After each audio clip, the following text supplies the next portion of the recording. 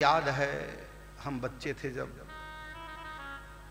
प्रयागराज का कुंभ का मेला पड़ा, वो हमको संत भेष में आए। उस समय लगभग 3 साल हो चुके थे।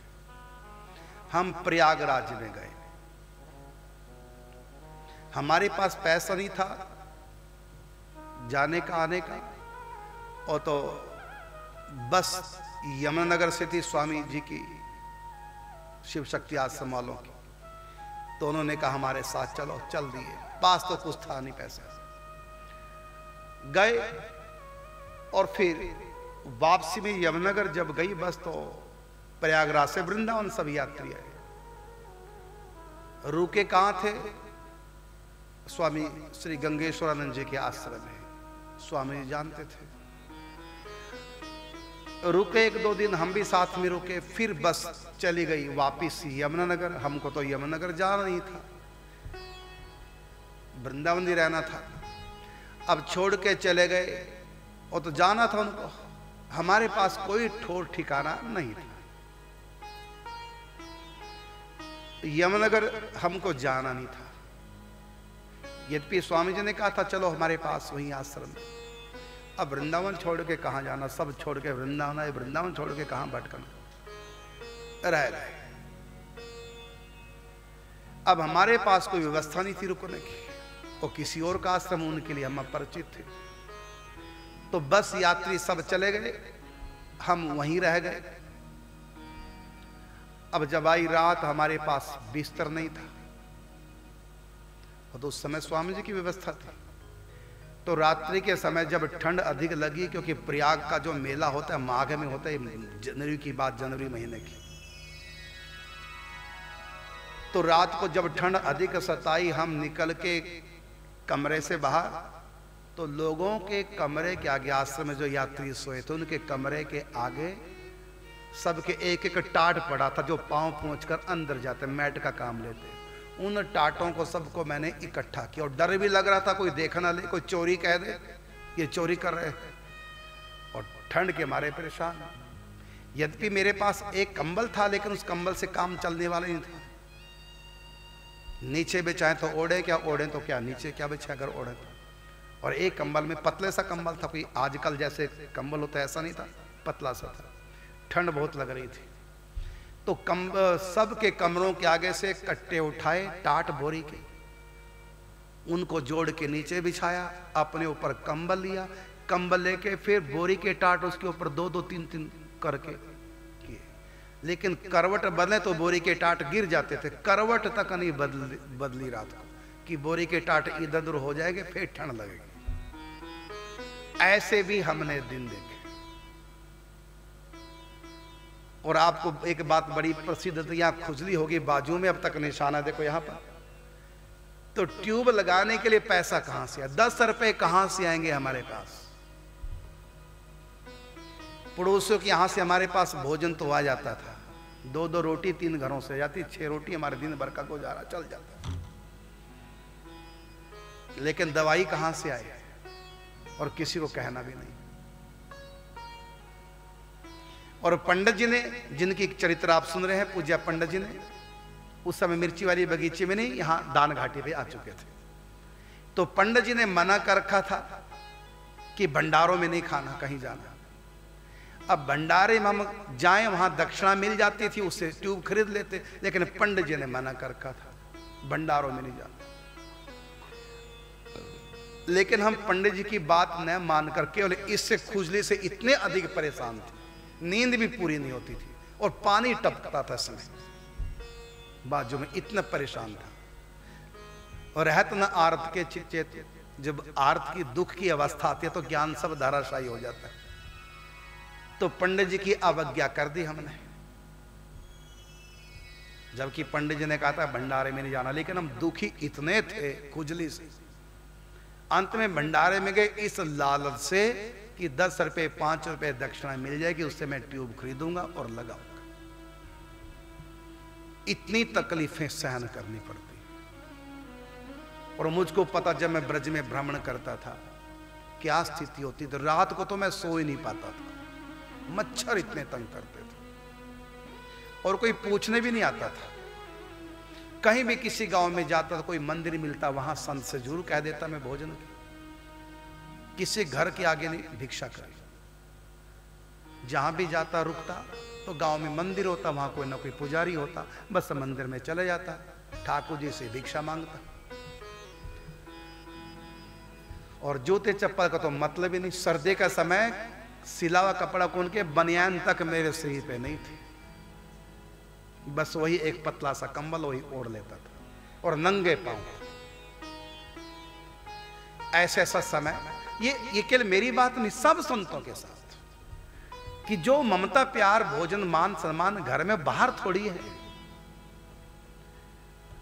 कोई श्रद्धालु होता है बिरला जो श्रद्धा से भोजन कराए, वो भी एक ही बार कराएगा, बार बार तो वो भी उसकी भी इतनी श्रद्धा नहीं कि सारा भार संत के ऊपर उठा ले, संत का भार अपने ऊपर ले ले। इतनी भी लोगों की श्रद्धा नहीं होती। ठीक है, कभी कोई संत आए कुछ दे दिया, चलो इतना तो ठीक है, रोज रोज कोई देने को तैयार नहीं। इसलिए तो कोई अपने बच्चे को संत नहीं बनने देता। यदि किसी में वैराग्य आ जाता है ना बच्चे में, तो माँ बाप रोक देते हैं, उनको पता कितना कठिन है। पूर्ण रूपेण शरणागति, पूर्ण निष्ठा यदि हो तो भले को टिक के रह जाए, नहीं तो संत बनना और संत बने रहना, टिक जाए कोई यहां इतना आसान नहीं है। यहां कितनी माता हैं वृंदावन में, उनसे पूछो जरा उनका जीवन। क्योंकि भले ही हम विरक्त हो जाएं, घर छोड़ करके सन्यासी बन जाएं, लेकिन बड़ी कठिनाई का सामना भोजन के नाम पर, वस्त्र के नाम से, दवाइयों के नाम से, छत के नाम से। पहले जमाने में समस्या नहीं आती थी, क्यों? जंगल होते थे, जंगलों में कहीं भी कुटिया बना लो। अब वृंदावन में तो जमीन इतनी महंगी, जहां हमारी 108 कुटिया बन रही है, वहां पर 2 लाख मेन रोड पे जहां कुटिया बन रही, 2 लाख रुपए 1 गज की कीमत हो चुकी है। वो तो हमने उस समय ले ली तो ली गई, आज नहीं ले सकते थे। वो तो प्रभु की कृपा हुई है जो जल्दी से ले लिया। और लेने के बाद आसपास के इतने दाम बढ़ गए, जब लोगों को पता चला यहाँ 108 कुटिया, क्योंकि बरसाने वाली 108 कुटिया का बहुत ब्रज में हल्ला हुआ। अब वो 108 कुटिया वृंदावन में बन रही है, तो यहाँ की जमीन महंगी हो गई। इस समय 2 लाख रुपए गज के हिसाब से। ये तो समय से ली गई। किस लिए ली है? कि जो महिला संत, क्योंकि पुरुष संतों के लिए तो बरसाने में बना दिया, जो महिला संत हैं उनको हम कुटिया दें, जीवन भर के लिए उनका खर्च उठाएं। जो संत बन गई माताएं बहनें, भोजन वस्त्र की व्यवस्था, बीमार पड़ गए दवाइयों की व्यवस्था। फिर संतों का बुढ़ापा भी आता है, बुढ़ापे में तो सेवक चाहिए। इसलिए इस दास के माध्यम से ठाकुर जी 108 कुटिया वृंदावन में बना रहे हैं। पुरुषों के लिए बना दी बरसाना में 108 कुटिया, और महिलाओं के लिए बना रहे हैं ठाकुर जी वृंदावन में 108 कुटिया। और मैं कहना चाहूंगा जो भी मुझको सुन रहे हैं, संतों की सेवा करो। संतों के भजन में रोटी कपड़ा मकान और दवाइयों के नाम से विशेष परेशानी का सामना संतों को करना पड़ता है, और बुढ़ापे में संतों को और मुसीबत खड़ी हो जाती है। इससे संतों का कोई ठिकाना होना चाहिए। पहले जमाने में जंगल होते थे, कहीं भी कुटिया बना लेते थे। अब तो वृंदावन में कोई कुटिया संत आएगा कि रहे कहां? कुटी बनाने के लिए पहले जमीन खरीदो, जमीनें इतनी महंगी नहीं खरीद पाएंगे। आश्रमों में यात्री को आना जाना लगा रहता है, इसलिए वहां भी भजन का माहौल नहीं है।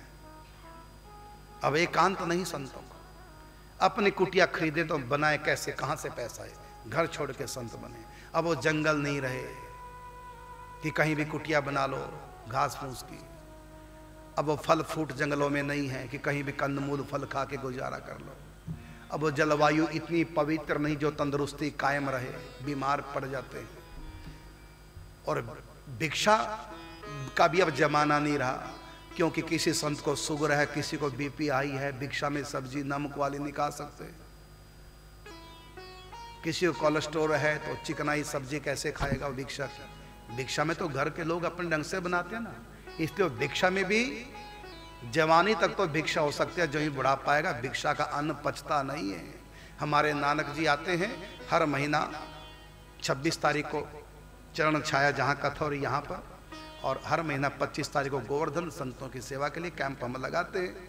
तो हमने नानक जी से पूछा, संत जो आते हैं यहाँ कैंप में तो अक्सर क्या बीमारी होती है संतों को? तो नानक जी ने बताया सब अधिकतर संतों को पेट की बीमारी, पेट ठीक नहीं रहता, क्योंकि भिक्षा की रोटी, और संत एक समय भिक्षा करते, अनुकूल होता नहीं। ब्रजवासी मिर्चें बड़ी तेज खाते हैं और संतों के अनुकूल नहीं पड़ती। अब भिक्षा का समय भी समाप्त हो चुका है, रोगी शरीर रहते हैं संतों के भी, तो भिक्षा में तो शरीर के अनुकूल भिक्षा नहीं मिलती।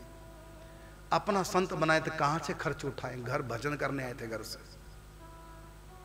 जमीन खरीदो, कुटिया बनाओ, ये सब संत कैसे करें? भजन करेंगे अब ये झंझट यहां करेंगे। इसलिए ठाकुर जी ने इस दास के माध्यम से संतों की सेफ्टी के लिए, उनके भजन के अनुकूल वातावरण देने के लिए 108 कुटिया ठाकुर जी बना रहे हैं। आज उसकी एनओसी मिली है, क्या बोलते हैं उसको, फायर की, और नक्शा बनने के लिए लखनऊ जा चुका है, कुछ दिनों में आ जाएगा। और अभी बात चल रही है किसको ठेका दें 108 कुटिया बनाने का, आज ही किशोर चंद्र जी ने बताया। तो मैं कहना चाहूँगा जो भी मुझको सुन रहे, देखो मैं संत हूँ, घर छोड़ के आ गया, घर से मैं 40 रुपये लाया था, और वही रास्ते में किराए में खर्च हो गया, आज मेरे पास एक भी रुपया नहीं।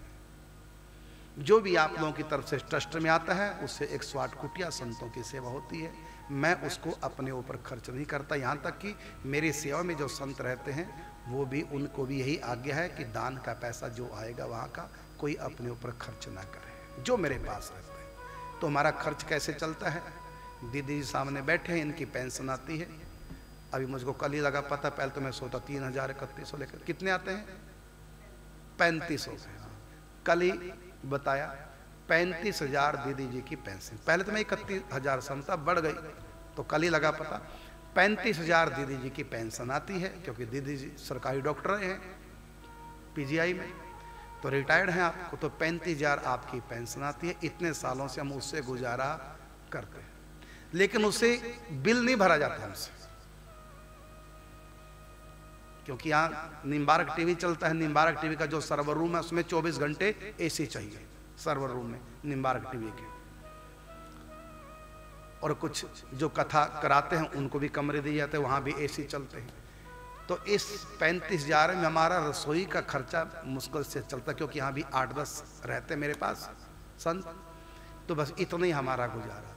और जो भी आप हमको सेवा देते हैं वो हम अपने ऊपर नहीं लगाते, सब संतों की सेवा में, भंडारे में।